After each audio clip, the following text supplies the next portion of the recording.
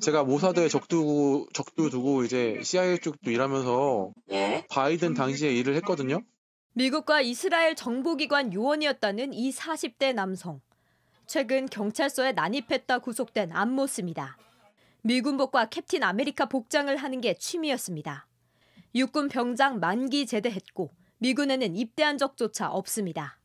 선관위 연수원에서 중국인 간첩 99명을 체포했다는 이 기사. 미군 소식통이란 취재원이 바로 안 씨였습니다. 미국 주동자는 성남으로 해서 바로 갔고. 네, 나머지는 오키나와로 가가지고 나라별로 분리했다. 네, 나라별로 분리. 네.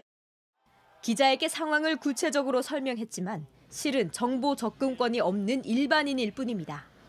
결국 소설에 가까운 내용이 기사 형식으로 퍼졌습니다. 트럼프가 우리 기사 되게 마음에 들어 했대요. 트럼프가 거의 눈물로 글쓰셨다고 그러던데? 트럼프가 윤석열을 구제해줄 것이라는 바람도 사실인 것처럼 보도했습니다. 지지자들은 트럼프가 취임하면 발표할 것이다. 엠바고가 풀리면 반격이 시작될 것이라고 기대했습니다. 트럼프도 다 알고 있다. 윤석열 대통령에도 뭐 버티라. 하지만 시간이 지나도 소식은 없습니다.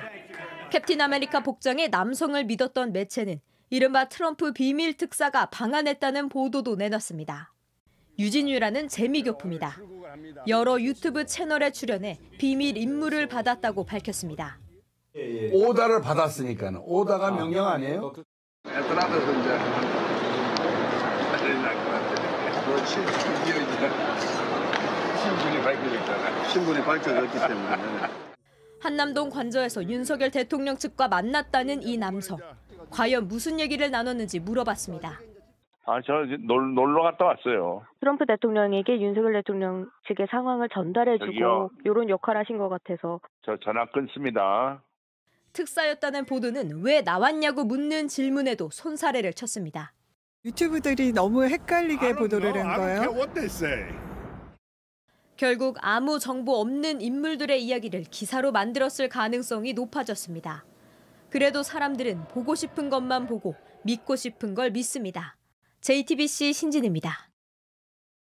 네, 중국인 99명 체포 가짜뉴스 어떻게 만들어져서 퍼지게 된 건지 임지수 기자와 좀 더 따져보겠습니다. 임 기자, 이 가짜뉴스가 온라인 커뮤니티에서 시작된 거라고요? 네, 지난해 12월 3일에 비상계엄이 선포된 뒤에 3일 뒤였던 12월 6일에 계엄군이 선관위 건물에 들이닥치는 장면이 담긴 CCTV가 공개됐습니다. 네. 이 즈음해서 윤 대통령 지지층 사이에서는 대통령이 계엄을 결국 부정선거를 밝혀내기 위해서 했구나 하는 오랜 음모론 수준의 이야기가 나돌기 시작했는데요.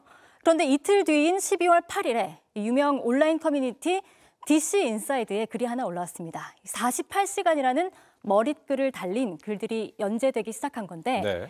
내가 사건의 전말을 하나씩 알려주겠다라고 쓴 글쓴이는 내밀한 정보를 많이 알고 있는 것처럼 글을 올리면서 이 커뮤니티에서는 48시간 좌로 불리기도 했습니다. 그런데 내용을 살펴보면 사실 온라인에서 퍼졌던 속보와 음모론을 버무린 추론에 가까웠습니다.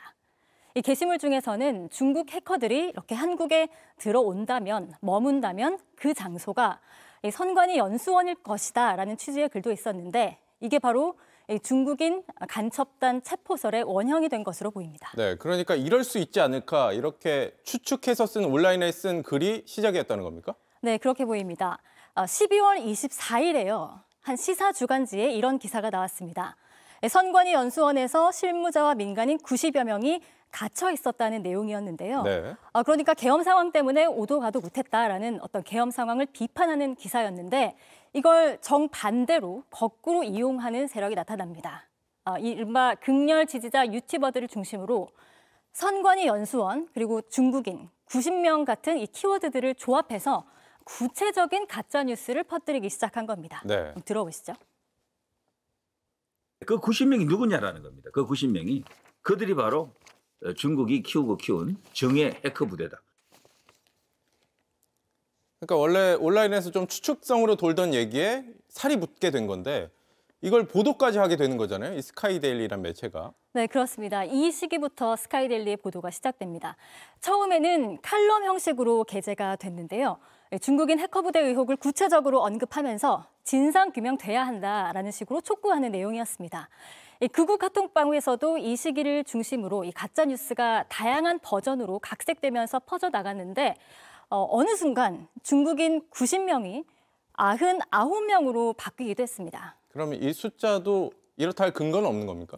네, 그런 것으로 추정이 됩니다. 그리고 그러던 중에 1월 16일에 드디어 이 스카이데일리에서 기사 형식의 것을 처음 보도하기 시작했습니다. 선거연수원 체포 중국인 간첩 99명, 주일 미군 기지로 압송됐다는 제목으로 이번에는 칼럼이 아니라 기사로 못 박은 겁니다. 네. 그런데 문제는 저희가 여러 차례 전해드렸지만 이 기사의 제보자가 유튜버, 극렬 지지자라는 거잖아요.